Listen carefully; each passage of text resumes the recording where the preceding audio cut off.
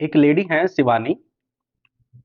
उन्होंने हमसे पूछा है कि हवन तो भोग लगाने का एक जरिया है कि किसी भी देव को भोग लगाना है तो आप हवन के जरिए उस भोग को उस देव तक पहुंचा सकते हो। ये हमसे सवाल किया गया है। ये बात सच है। ये सच है कि हवन या अग्नि के द्वारा आहुति उस देव तक भोग को पहुंचाने का माध्यम है। ये सच है। अब उन्होंने ये भी पूछा है कि आप बात करते हो कि हवन से दृष्टि कैसे खुल सकती है। ये भी सच है कि हवन से दृष्टि नहीं खुल सकती। बिल्कुल सच है। लेकिन थोड़ा सा भेद है। जिस वक्त हम हवन करते हैं और हवन के अंदर हम आहुतियां देते हैं तो जैसे ही हम अग्नि को उठाते हैं तो अग्नि के उठते ही वो देव जिसके नाम का तुम हवन कर रहे हो वो तुरंत प्रकट हो जाता है। और जब तक वो हवन समाप्त नहीं हो जाता या फिर जब तक आपकी पूजा समाप्त नहीं हो जाती आप वहां से नहीं उठ जाते जब तक वो देव वहीं पे प्रकट रहता है। तो ये हवन उस देव को प्रकट करने का एक जरिया है। अब मैं आपको एक बात बता देता हूं कि हवन करने के बाद मैंने पहले कहा था, पहले भी कह चुका हूं कि हवन करने के बाद आप 1 घंटा 1.5 घंटा वही हवन पे बैठ के ही सूरज निकलने से पहले 4 बजे 5 बजे 6 बजे हवन के पास ही 1.5 घंटे के लिए समाधि ले लो। तो जब तक आप वहां से नहीं उठोगे, समाधि में जब तक लीन रहोगे, जब तक उस हवन से जो आपने देव को वहां प्रकट किया है वो वहीं रहेगा।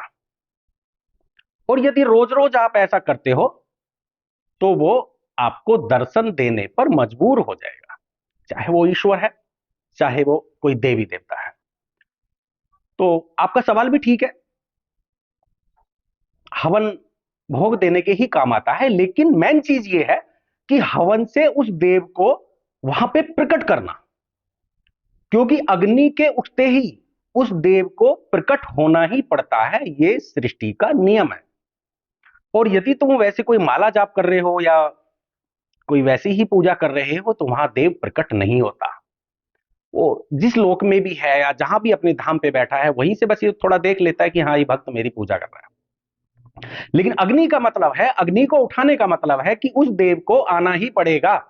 ये सृष्टि का नियम है, उसे तुरंत वहां प्रकट होना पड़ेगा। और जब तक वो अग्नि वहां पे प्रज्वलित है जब तक उसको वहां रहना पड़ेगा, वो जा नहीं सकता। तो मेरा कहने का मतलब ये है, जब आप अग्नि के सामने बैठ के समाधि लोगे तो वो देव वहीं पे खड़ा है, उसकी मजबूरी हो जाएगी। आप तो समाधि में बैठ के लीन हो गए, अब उसको कहीं पे जाना है, जल्दी जाना है। मैं एक सपोज करो, मैं एक बात कह रहा हूं, मानो उसको कहीं जाना है तो होगा क्या, वो दर्शन देने पर मजबूर हो जाएगा। और इसके अलावा हवन का ऐसा कोई नहीं है। हवन तंत्र में भी आता है और सात्विक में भी आता है। और यदि पीछे जाओ, पीछे के युगों में जाओ, जितने भी हमारे ऋषि मुनि संत महात्मा सबने अपने अपने ग्रंथ लिखे। यदि पुराने ऋषियों को देखा जाए तो आपने देखा होगा, कहीं भी नहीं देखा होगा, पढ़ा भी नहीं होगा तो सीरियल में तो देखा ही होगा कि यज्ञ कर रहे हैं, आहुति दे रहे हैं। और किसी ने हमसे यह भी पूछा है कि हवन तो सिर्फ वातावरण को शुद्ध करने के लिए है। किसी ने हमसे यह भी सवाल किया है कि हवन तो सिर्फ वातावरण को शुद्ध करने के लिए, लेकिन ऐसा नहीं है।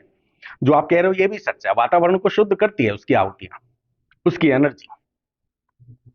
लेकिन महाभारत काल में यदि आप जाओगे तो राजा द्रुपद ने यज्ञ किया था और वहां से द्रौपदी का बहिष्कार हो गया। तो इसी तरीके से बहुत सारे उदाहरण हैं।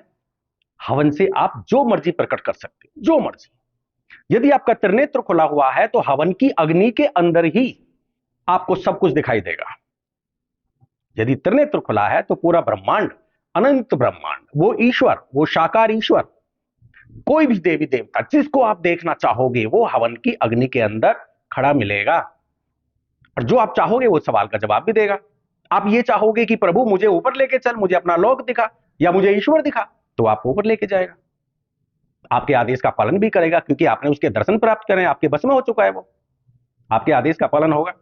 तो हवन से ऐसा नहीं है कि मतलब सिर्फ भोग लगाने का काम आता है या फिर एक वातावरण को शुद्ध करना है। तो हवन एक बहुत सारे कामों के लिए हमारा शुरू से ही वो बना हुआ है। तो ऐसा नहीं है, सवाल आपके भी ठीक है, लेकिन जो हम कह रहे हैं वो सत्य है।